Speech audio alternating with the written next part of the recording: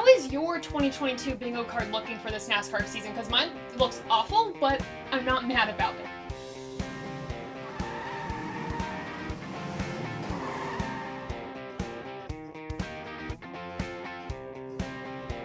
This episode of Above the Yellow Line was delivered by Doordash. Get more to your door with Doordash.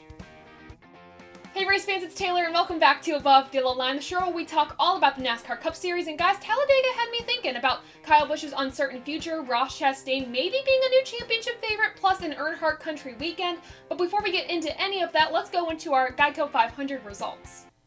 I'm not sure about you, but I haven't checked my preseason predictions in a long time, and like you, I would not have guessed that Ross Chastain would have gotten his second career win this season. 2 wins this season, 2 wins for Trackhouse Racing, 2 wins for his career. Pretty crazy. I think nobody had that on their bingo card. The rest of the top 10, though, are as follows. We have Austin Dillon in second, Kyle Busch in third, Larson in fourth, Truex in fifth, Jones in sixth, Elliott seventh, eighth, McDowell, ninth, Bowman, and 10th, Harvick. I know Erik Jones finished P6, but I thought he had this win in the bag going into the last lap. What ended up happening was going into turn 4, Ross Chastain gave Kyle Larson a big push on the bottom line. Kyle Larson was like, I gotta make this pass for the win. Went to the high side and ended up spinning, wrecking out both 23-11 teammates, which sucks because Bubba Wallace was actually having a pretty good day. Kurt Busch was having a pretty good day, and of course they ended up finishing 16th and 17th. Like I said, which sucks because I wanted to see them show up and do well for Toyota today. Nevertheless, Erik Jones P6, Ross Chastain was the victor and also the benefactor of that move by Kyle Larson. Now it's time to look at our point standings. I'm going to talk you through the Above the Yellow Line point standings and the point standings for the drivers. If you don't know how the Above the Yellow Line points works, we have a little bet going on between myself, Adam, Lucas, Dom, Joseph, and Brandon Lowe. Each week we have a random number draw, and whoever gets drawn first gets to pick a driver to win the race, so on and so on. Of course, this week I was picked last. I chose Brad Keselowski to win the race. Unfortunately, he didn't show up the way I wanted him to this weekend, so here's how our points look after 10 races. I was leading for so long, and now I only have 24 points. Then there is a 3-way tie between Adam, Tom, and Brandon with 26 points because of their race picks this weekend. Because he did the best amongst the rest of us, Adam got 4 points for picking Ryan Blaney, who was the farthest in the lead amongst all of our picks this weekend.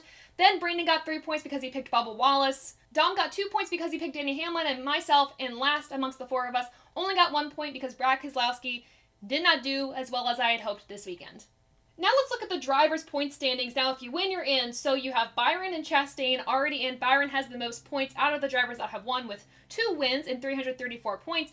Chastain right behind him with 2 wins and 292 points. You go down the list, Kyle Busch, Bowman, Larson, Briscoe, Cindric, Hamlin are your top 8 drivers in points with wins as a playoff format would have it.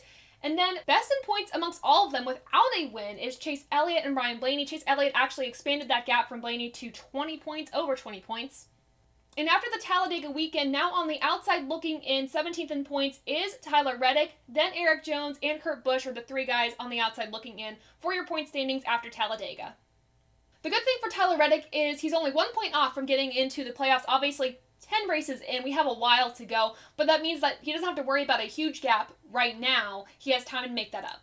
Now that we've looked at our results, it's time to give out the most famous award in all of motorsports. It's the SRI Performance MVP of the Week. Before that, I personally have to give out an award for the LVP. We gotta be a little negative here on the show, so for me this week it has to be Brad Keselowski. I already mentioned he did not do as well as I thought he would. With 6 wins at this track, I'm spelling trouble for Brad Keselowski this season. I thought this was going to be the track that he went out to get himself into the playoffs, but I guess not. So either he's going to have to be a surprise win somewhere else, or he's just not in the playoffs this year, which is a shame for my bracket, my preseason prediction bracket. But also a shame for Brad, because I know he had expectations going into this year. I know building a team and being a new team owner is a little tricky, and you got to learn. But at the same time, like, dude, I'm so mad that Brad didn't do well and also kind of nicked me in points against the Above the Yellow Line crew. So, Brad, I'm sorry, but this week you are the Above the Yellow Line LVP. Now for the MVP, and I gotta say, with the performance of the race, going from a lap down to getting the lucky dog position, going back on the lead lap, and then winning the race in a really chaotic last lap, Ross Chastain will be my SRI Performance MVP of the week. He was patient at the end of the race, and he said in a post-race interview that he had to learn from his mistakes. He usually went to the high line too soon, but he was able to stick with the bottom line and get the win. So Ross Chastain, you are the SRI Performance MVP of the week. With the MVP awarded, it's time to go into rating this race above or below the yellow line. You all know how it works. 50% on the line is just like a not good and not bad race. It's in between. Below the yellow line is not what we want. That means this was a bad race. Above the yellow line is what we want. So let's see what you said on a poll on Twitter. Now, there was actually a tie between great and good. 45% of you said this race was great. 45% said good.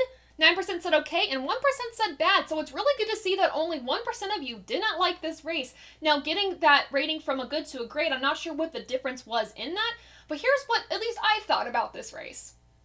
This package with the Gen 7 car makes super speedway racing pop, and this is the racing I've been wanting to see at super speedways. We got 4 wide racing for about a few laps, and I was shocked they were able to keep it for that long. 3 wide, 2 wide racing, and usually we see the choo-choo train for over half the race. I actually don't feel like we saw that, which made this race so entertaining for me. And then obviously the finish of this race, me having to watch it 7, 8 times, just tells you I was out of my seat screaming at my TV like, that Jones boy, and then I was like, Ross Chastain, and it was nuts. And if a race finish can get me out of my seat, and I feel like that wasn't the best part of the race, or was at least one of many best parts of the race, that means this is going to be a good rating for me personally. And like I said, obviously there's going to be lulls in super speedway racing with the choo-choo train, but then again, the broadcast, that's something I haven't even talked about yet, surprisingly, but Dale Jr. in the booth this weekend, him and Mike Joy were the perfect combination, really balancing out Clint Boyer very well. The historical knowledge between Joy and Dale for the two of them was so good and was super insightful. It wasn't all play, it wasn't horsing around, it was a focused broadcast with fun sprinkled in when it needed to be. I wish we could have that combination the rest of the year, but I know with NBC and Fox's deals, we can't have that. Nevertheless, fantastic race, and because of that, I'm actually going to put it on par with the Daytona 500, but a little bit above that, because the Daytona 500, we had a lot of tire issues that kind of made me mad. So because of that, I'm going to give the Goodyear 500 an 82%, rating this above the yellow line. Now let's pump the brakes and go down the line talking about key moments from this week in NASCAR presented by PFC Breaks. Now, there are a few major topics that were discussed here on the Toby Christie channel and on TobyChristie.com, so let's break a few of those down for you, starting with Jeffrey Earnhardt. We all know Talladega is Earnhardt Country, Senior getting 10 wins at the track, Junior getting 6 wins at the track, and then last weekend at Talladega, we saw Jeffrey Earnhardt step into the number 3 Xfinity RCR ride with Larry Mack on the pit box. So incredibly cool, and I know I'm not the only one that thought that. Not only did Jeffrey Earnhardt qualify on the pole for the race with Larry Mack coming out of a 20-year pit box retirement, but he also finished P2 behind Noah Gragson, the junior motorsports driver, so all over, it was an Earnhardt type of weekend. This is Larry Mack's thought on what happened this weekend with the number 3. Did you have feelings of back in the day when that number 3 was running up front on last lap? Well, I had feelings on that last lap that there must have been an Earnhardt behind the wheel based on the things he was doing. So the apple didn't roll too far from the dad's tree or the granddad's tree. Yeah, what are those emotions like, seeing him up and down the track coming to the last lap? I'm just happy for him. That was my whole goal coming down here. Yeah, I was flattered and honored to be asked to do this, but this wasn't about me. This was about trying to do everything we could to give Jeffrey Earnhardt every opportunity to cash in on what was presented to him here. And we came close, but I think he's pretty excited and pretty happy. Pretty good weekend overall. Would you come back again? I just have to wait and see. Let's take it one at a time. I'll get through this, and I got to go back and do my day job tomorrow now back in the Fox studio in Charlotte. Key comment there. Larry Mack said he was open to possibly coming back, but of course, one step at a time. He has to get back to his day job in Charlotte, I know. But from one fan to another, I would love for Larry Mack to come back to be on the pit box, whether it's for Jeffrey Earnhardt again or another driver. I think he and Jeffrey made a really good combination, and it definitely showed. So I'm hoping not only does Larry Mack get a chance to be back on the box, but Jeffrey Earnhardt gets a chance to be back in that number 3 Xfinity RCR ride. Now, of course, we're going to have some negativity on social media. There was a lot of conversation about this being a publicity stunt, this being a hoax, Jeffrey Earnhardt getting the pole position and finishing P2. Well, here's what Jeffrey and Larry Mack had to say about this. And for anybody who was on social media calling this a publicity stunt going into it, is this kind of like a mic drop moment, finishing second? Yeah. It could be a publicity stunt all they want to say, but at the end of the day, there's no publicity stunt that's going to put you where you end up at the end of these races. So much crazy stuff can happen. You always have haters. I kind of enjoy it. It fuels the fire. So they can keep hating all they want, but we know why we're here. We know what gave us this opportunity. We know what we did when we showed up here today, and that's raced our guts out to try and get a win. And that's a true testament to all these guys, sponsors, RCR, my teams, everybody. We can come back and finish second. I'll take Publicity Stunts all we can get them, so yeah. I would definitely have to agree with Larry Mack here. If it was a publicity stunt, this was probably one of the best that's ever been done. Now look guys, at the end on that final lap, do not tell me that you didn't think that you were seeing Dale Earnhardt Sr. drive that car. They looked similar. Like if you saw a clip from Dale Sr. driving that last lap at Talladega from when he's won before, and Jeffrey Earnhardt, you could not tell the difference. It was so cool to see. Honestly, gave me chills. And then Larry Mack. Like I said, not only did he come back after a long time to get the pole position and to get P2 in the race, but he also had a huge mic drop to everyone in the garage showing that he's still got it. So overall, publicity stunt or not, this was so freaking cool and I hope we can see it again. Next up on the docket, I'm sure you've heard about this by now, but Kyle Busch spoke this weekend as to his uncertain future with Joe Gibbs Racing. Take a listen. Do you have any sort of time frame for when you want your plans to be decided for next year? Yesterday. You're getting antsy about it? I'm not getting antsy about it. If it happens, it happens. If it don't, it don't. Goodbye. So goodbye is an option? Ask Joe Gibbs. Have you been knocking on his door about it? Not my problem. Is it their problem then, right? You gotta sell it. If you don't sell it, then nothing to sell or nothing to have. So it's all about the sponsor. They'll figure out something, won't they? Ask Joe Gibbs. So would you retire rather than leave JGR? Really? I mean, what are we doing? You just said to Bob, probably not. So I just want to clarify that. I don't want that to be mistaken. I would say I lost my ride. Cole Trickle once said. If you're on the outside looking at a silly season, you don't end up with a ride for next year, is there another series you would entertain running? No, I'll probably be Brexton Bush's truck driver. Okay, there is no freaking way that Kyle Busch goes without a ride next season. That's literally impossible. Now, my initial thoughts was, man, this looks really good for Ty Gibbs right now going into the 18 car really soon, which I don't think should happen. He has a lot of maturing to do. Sure, he has the talent, but maturity needs to come first. Plus, for me, if Joe Gibbs Racing dumps Kyle Busch, this only prolongs the stereotype for me that Toyota will just dump really good old talent for a new kid on the block, which sucks. So that's why I think this would not be a good PR move and move in general for Joe Gibbs Racing to dump Kyle Busch out of a ride. If Kyle Busch is out of a ride, he would be one of the biggest free agents in NASCAR in years, in my opinion. Also, what he alludes to later in the interview is that if he doesn't get a ride, he would just be Brexton Busch's truck driver. So it seems to me like if he doesn't get a ride with Joe Gibbs Racing, he is done with the sport. So a lot of concern, especially if he's not willing to go to another place, that he might be done at the end of the season, though I don't think that's possible. Now this leads to the discussion, who could pick up Kyle Busch for a full season? Now, first off, my opinion, an easy one would be Interstate Batteries. They've been with Joe Gibbs Racing since almost the beginning, pretty much. They've been with Kyle Busch for a long time. I think if they could up the sponsorship there, that might be an option.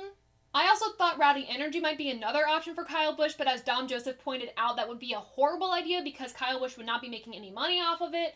It would leave him kind of broke, or at least just profiting 0%. So that would not be a good option for Kyle Busch either.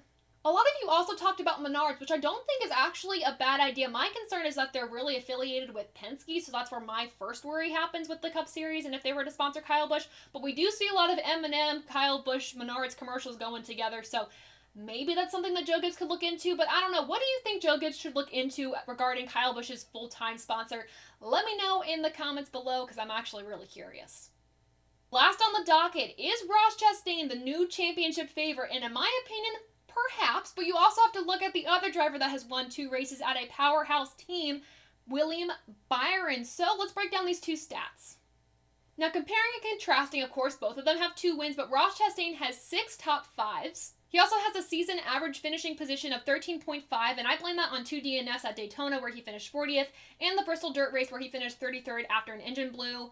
He also has 1 stage win and 44 total stage points. Now contrasting with William Byron, like I said, he also has 2 wins, but he only has 4 top 5s this season. Also, his season's average finishing position so far is 14.5, and I blame that on a DNF at the 500. However, he makes up for that with his 3 stage wins so far this season and 99 stage points.